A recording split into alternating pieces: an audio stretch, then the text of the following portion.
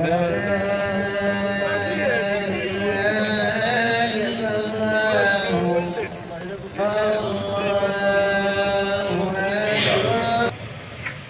لله كثيرا وسبحان الله بكرة وأصيلا.